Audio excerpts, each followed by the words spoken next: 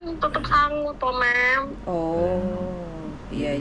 Soalnya juga kan jauh rumahku gitu loh. Enggak, gini, sampean di Hong Kong cuma 10 bulan ya? Oh, 10 bulan. Di Pertama masuk Hong Kong. pertama kali masuk Hong Kong. Di Singapura finish 2 tahun itu finish. Iya, finish 2 tahun lebih malah.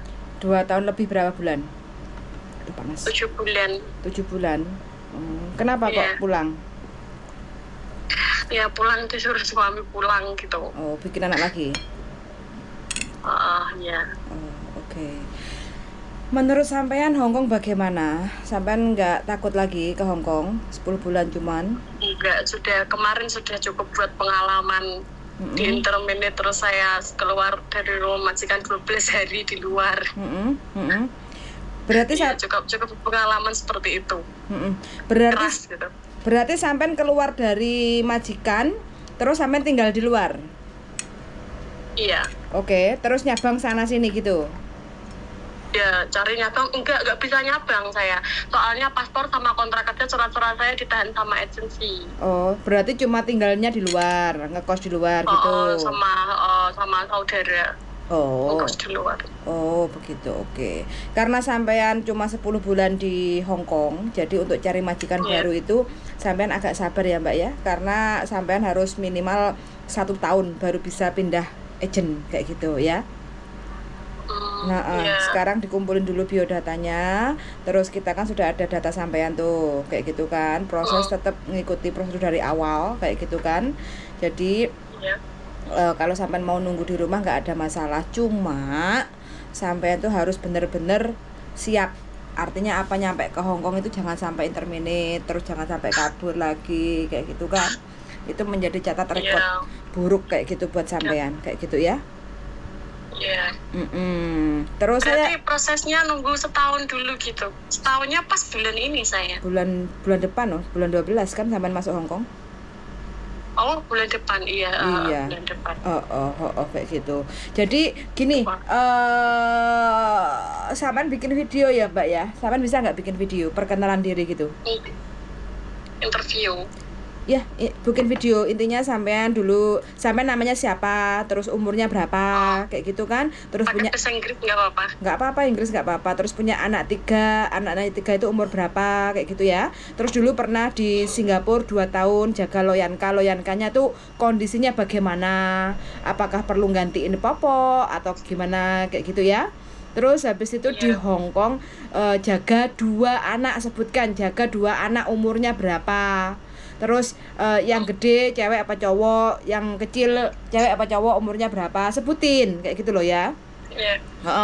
Terus aktivitasnya di Hong Kong itu ngapain, mulai dari bangun tidur sampai tidur kayak gitu. Terus sampean perlu belanja masak apa enggak kayak gitu. Terus alasan sampean kok cuma 10 bulan kenapa, sampean sebutkan kayak gitu. Terus sekarang saya kepengen lagi untuk kerja ke Hong Kong karena saya bener-bener butuh duit, ingin kerja, cari duit untuk keluarga saya gitu loh ya. Iya. Gitu. Jadi sampean bikin video senyaman sampean, nggak usah grogi, nggak usah gugup kayak gitu loh. Karena itu modal awal sampean untuk mendapatkan majikan di Hong Kong kayak gitu. Kalau saya intinya kan nanti sampean video sampean itu kan tak sebar kayak gitu kan ke teman-teman agent yang berada di Hong Kong kayak gitu. Dan nanti nyantolnya majikan itu di agent mana ya sampean kita kabari loh kayak gitu ya. Oh begitu prosesnya. Kayak gitu. Nanti kalau udah dapat majikan baru nanti prosedur berikutnya kita kasih kabar. Terus cuma waktu sampean terbang baru ke PT untuk PAP kayak gitu. Dan menyelesaikan apa yang perlu diselesaikan di PT kayak gitu ya. Iya, tapi mau tanya lagi, saya kan beda data itu gimana KTP sama paspor? Semua nggak ada masalah, bisa dibantu, cuma sampai konsekuensinya harus benar-benar menyelesaikan kontrak dengan baik dan benar. Kalau ada masalah itu diskusi kayak gitu, jangan sampai ngebreak, jangan sampai apalagi di interminate. Kalau salah ya diperbaiki. Saya nggak pernah niat untuk ngebreak atau notice main posisi itu. Saya pengennya punya nama finish dan pengen punya nama baik. Nggak tahu kan namanya juga di interminate itu majikan yang mengeluarkan kita. Iya, pengennya saya kan pengen dapat nama baik, pengen benar-benar kerja gitu loh. Saya juga butuh duit buat menghidupin keluarga saya gitu. Tapi kalau job jaga apa aja sampean mau? Anak gitu? Ya nggak apa-apa, cuman kan kemarin sempat dikomplain sama majikan kan, kasih masukan kamu tuh nggak cocok jaga anak. Saya dibilang begitu. Alasannya nggak cocoknya di mana? Katanya saya nggak bisa jaga anak gitu. Ya kalau ada anak saya nggak apa-apa, mau aja mem. Yang penting saya masih mau kerja gitu loh. Kalau jaga anak itu kan, kalau sampean tuh wajahnya terlalu tegang ya. Kalau kerja apa mungkin ya, karena saya hanya melihat foto sampean. Jadi sampean relax aja. Mungkin. Kalau jaga anak itu sampean harus banyak bermain sama anak kayak gitu kan. Jadi bagaimana sih jaga anak itu ya, jadi sosok seorang ibu kayak gitu loh. Sampean punya sama saya juga punya anak di rumah kan, ya sama sih. Jadi ya mungkin karena sampean kemarin pengalaman lah kayak gitu. Jadi apa yang kurang diperbaiki untuk kedepannya kayak gitu. Karena Hongkong itu kalau sampai nanti jaga Loyanka, mayoritas kan harus bahasa Kantonis, takutnya nanti kendala di komunikasi kayak gitu kan. Iya. Oke. Kalau anak mayoritasnya kan Inggris, saya bisanya kan menguasainya Inggris. Kalau Kantonis kan saya sedikit deh bisanya gitu. Terus kalau sambil itu ya, sampean harus pinter-pinter masakan untuk anak kecil kan penuh variasi kan. Jadi sampean harus banyak belajar itu ya. Di YouTube kan sekarang banyak toh kayak gitu ya. Banyak. Saya selalu belajar begitu ya. Cuman kan kemarin saya mau masakin juga, megang ini nggak boleh, megang itu nggak boleh. Bingung kan saya kerjanya gimana, Mem? Oh, begono. Oke. Ya wes kalau. Jadinya kan saya namanya instruksi majikan kan kita harus ngikutin gitu. Majikan nggak boleh ini ya kita ya nggak boleh, nggak mungkin kan kita memaksakan diri untuk masak nasi anak, kan nggak mungkin gitu. Dan ini untuk anak itu biasanya entah itu bersih-bersih entah apa, Hongkong itu mayoritas kan ada CCTV kayak gitu ya kerjanya. Sampean kan nggak ada masalah kan? Oke. Nggak masalah. Oke lah kalau gitu, yang penting sampean mantep. Jadi yang nolong itu kan yang bantuin ya, bukan nolong, yang bantuin sampean untuk cariin job itu kan biar nggak ragu gitu loh Mbak ya. Iya. Aku udah siap kok Mem. Ya pengen bidang mangkat ngono lho, ndang kerja ning omah. Terus kayak Oke, kalau gitu nanti kita tunggu info. Terus saya mau tanya ya, potongan PT itu kira-kira berapa ya, Mem? 166 berapa kayak gitu loh Mbak, dikali 6 2, jangan ngomong 166. Piro? 166 itu peraturan. PT ini gak oleh bati. Oh, karena dia beda data. Loh iya no, kamu ngomong 166 nanti gini Mbak, kalau potongan PT kita nggak bisa tentukan. Potongan PT nanti karena sampean ada beda data, itu ada hal-hal yang mereka harus betulkan. Tapi kemungkinan sekali lagi ini bukan bicara tentang pasti ya. Di 2.300 itu udah maksimal. Oh begitu, iya. Tapi ya kembali lagi, sekali lagi karena kita bukan pemilik PT, jadi kita nggak boleh ngasih standar gitu loh. Iya. Tapi selama ini ya cuma tahu kisi-kisinya gitu. Makanya saya kan nggak mau salah-salah ngomong Mbak, ini soalnya di konten kan. Iya. Soalnya kemarin di awal-awal sebelum terjadi penertiban itu sampai 2,8, 2,5, 2,6, 2,7 gitu loh. Dan itu sekali lagi itu haknya PT, kami nggak bisa ngomong, ya kan? Gitu iya kan.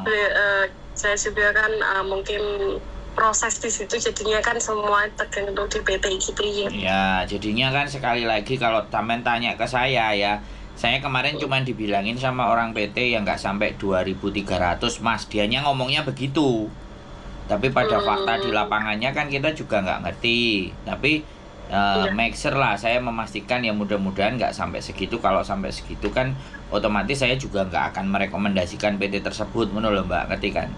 Oh iya, ngerti. Jadi saya harus cerita dulu, ini memahamkan teman-teman terhadap potongan. Jadi secara peraturan itu sebenarnya namanya konstruktor, biaya konstruktor atau biaya proses. Nek bahasanya angel-angel arek-arek kan memahaminya susah, ngomongnya biaya proses. biaya proses itu sebenarnya dari pemerintah itu kalau hitungannya Hong Kong dolar itu 1.600 dikali 6. Tapi karena itu negara, maka sedangkan yang memproses itu pihak swasta. PT itu kita sebut sebagai pihak swasta yang diberikan izin oleh negara. Otomatis kalau dipas segitu kan PT-nya nggak dapat apa-apa gitu loh Mbak, ngerti nggak? Oh iya. Karena itu proses negara. Kalau negara yang memproses ya segitu aja. Tapi negara kan minta tolong kepada pihak swasta karena dia tidak, negara kan tidak boleh berbisnis. Nah akhirnya swasta itu diregulasi artinya diberikan aturan. Nah nilai-nilai angka yang bisa dikonversi atau bisa dijelaskan kepada teman-teman itu sekitar 9.000 Hong Kong dolar. 9.000 Hong Kong dolar itu kan sekitar 14 jutaan lah. Kalau kurs kemarin segitu, kalau sekarang kursnya hari ini ya pastinya ya itu jadi 18. Nah, itu yang menjadi keuntungannya PT. Kalau 9.000 dibagi 6 kan jatuhnya berapa coba? Kan 1,6 juga. Tapi kan peminjaman itu kan berbunga. Bisa dipahami nggak Mbak? Uang. Nah, disitulah yang dibebankan kepada teman-teman. Makanya kalau dihitung 2.300 dikali 6 itu 12 sekian. Itu. Jadi hitungannya kalau dia batasannya 9.000 Hong Kong dolar, kalau sampai 12.000 lah 3.000-nya itu bunga plus batine PT. Bisa dipahami. Nah, ini hanya di konten ini yang bisa bahas sampai di titik itu, Mbak. Iya. Ya, saya jelaskan semuanya. Loh, iya, soalnya terkadang anak-anak itu kan berpikir, ya kan. Iya. Aku nggak mau bayar, aku kabur, aku gini, aku gitu. Disitulah yang membuat PT, agent itu lebih kejam kepada teman-teman. Sedangkan yang niat-niat itu kan juga banyak. Tapi dari sekian teman-teman yang proses sekian banyak itu misalnya 30 itu enek 5 telu apa papat sing giateli itu kan ya biasa toh Mbak. Iya. Aku bilangnya seperti itu, nggak semua manusia kan baik gitu. Iya. Nah, gara-gara 3 dan 4 dan 2 tadi yang belgedes, akhirnya yang 25-nya akhirnya dikasari sama agent, dikasari sama PT, dianggapnya sama kayak yang 23 kan kayak gitu tuh. Nah itu Mbak, makanya yang terkadang kita itu menjadi manusia juga repot karena mereka juga butuh biaya dalam memproses. Yo negarane dhewe ngono lah Mbak, aslinya sing ruwetin negarane dhewe bukan Hong Kong. Nggih. Hong Kong sama sekali ndak ruwet blas. Cuman perjalanan kita aja di sini mau. Nah, di Indonesianya itu loh, makanya aku gak cukup punya uang untuk bikin PT. Karena syaratnya gak karu-karuan, Mbak. Dan harus ada Indonesia itu ibaratnya peraturan yang tertulis itu 5, yang tidak tertulis 10. Nah, peraturan-peraturan yang tidak tertulis ini loh lah yang menjadi mumet dasi. Ya, jadi kayak gitu. Berarti gini ya kok, saya masih bisa proses kalau sudah melewati 1 tahun gitu ya. Sebenarnya bukan menurut saya loh ya. Kalau menurut saya sih sebenarnya 1 tahun dan tidak yang penting datanya sampean wis mlebu di tempat kita. Nah, PT ngecek. Nah, ketika PT ngecek, Mbak iki cek kecantol. Lah nek areke pengin budal apa ora? Nek pengin budal otomatis PT-nya yang ngurusi kita kan harus nebus sampean ke PT yang lama. Oh, begitu. Jadi kan kunci itu kan sebenarnya PT sama agensi Hong Kong sama KJRI. 3 elemen itu yang saya notabene-nya yang tahu, yang bermain, yang punya kesepakatan lah. Kalau ngomong bermain itu kayak piye gak enak gitu loh. Mereka yang punya kesepakatan itu KJRI itu. Nah, KJRI pun akan ketika ditanya kenapa harus ada kunci biar anak-anak tidak gampang ngebreak.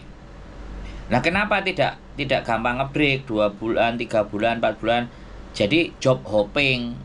KJRI melakukan kebijakan itu karena juga laporan dari imigrasi iki wong golek gaweane saulan rong wulan wis cabut. Padahal majikane iku njupuk CC yo gak bayar murah. Nah, itu kan tekanan dari imigrasi. Tekanan dari para majikan-majikan di Hong Kong. Otomatis Hong Kong kan melindungi majikannya.